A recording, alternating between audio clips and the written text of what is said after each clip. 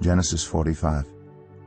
Then Joseph could no longer control himself before all his attendants, and he cried out, "Have everyone leave my presence." So there was no one with Joseph when he made himself known to his brothers. And he wept so loudly that the Egyptians heard him, and Pharaoh's household heard about it. Joseph said to his brothers, "I am Joseph. Is my father still living?" But his brothers were not able to answer him because they were terrified at his presence. Then Joseph said to his brothers, "Come close to me." When they had done so, he said, "I am your brother Joseph, the one you sold into Egypt. And now do not be distressed, and do not be angry with yourselves for selling me here, because it was to save lives that God sent me ahead of you. For 2 years now there has been famine in the land, and for the next 5 years there will be no plowing and reaping. But God sent me ahead of you to preserve for you a remnant on earth, and to save your lives by a great deliverance. So then it was not you who sent me here, but God. He made me father to Pharaoh, lord of his entire household, and ruler of all Egypt. Now hurry back to my father and say to him, 'This is what your son Joseph says. God has made me lord of all Egypt. Come down to me, don't delay. You shall live in the region of Goshen, and be near me, you, your children and grandchildren, your flocks and herds, and all you have. I will provide for you there, because 5 years of famine are still to come. Otherwise, you and your household and all who belong to you will become destitute.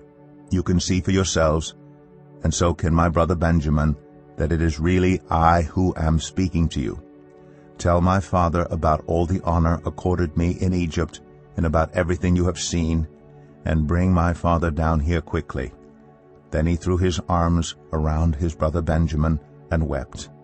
And Benjamin embraced him, weeping. And he kissed all his brothers and wept over them. Afterward his brothers talked with him.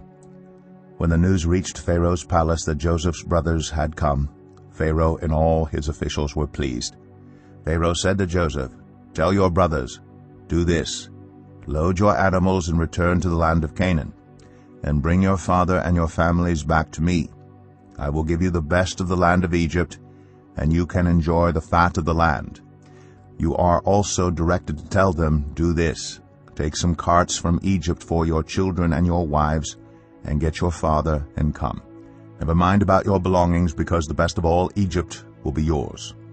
So the sons of Israel did this. Joseph gave them carts as Pharaoh had commanded, and he also gave them provisions for their journey. To each of them he gave new clothing, but to Benjamin he gave 300 shekels of silver and 5 sets of clothes. And this is what he sent to his father: 10 donkeys loaded with the best things of Egypt, and 10 female donkeys loaded with grain and bread and other provisions for his journey. Then he sent his brothers away, and as they were leaving he said to them, "Don't quarrel on the way." So they went up out of Egypt, and came to their father Jacob in the land of Canaan. They told him, "Joseph is still alive. In fact, he is ruler of all Egypt." Jacob was stunned. He did not believe them. But when they told him everything Joseph had said to them, and when he saw the carts Joseph had sent to carry him back, the spirit of their father Jacob revived. And Israel said, "I am convinced. My son Joseph is still alive. I will go and see him before I die."